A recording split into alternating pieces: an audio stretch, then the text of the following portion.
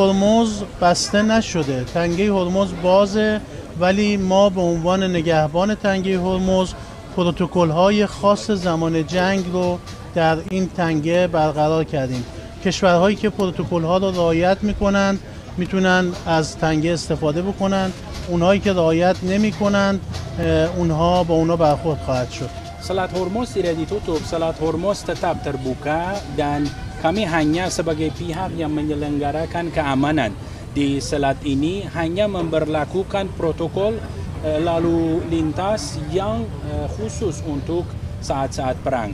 Pihak-pihak yang memang mematuhi protokol tersebut bisa dengan mudah melewati Selat Hormuz.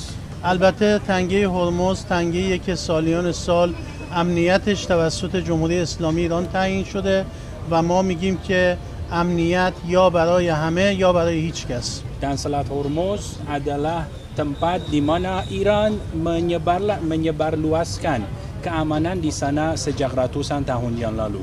Dan kami sampaikan keamanan di Selat Hormuz untuk semua negara di mana Iran juga termasuk di dalamnya atau sama sekali tidak boleh ada negara yang memanfaatkan keamanan di sana.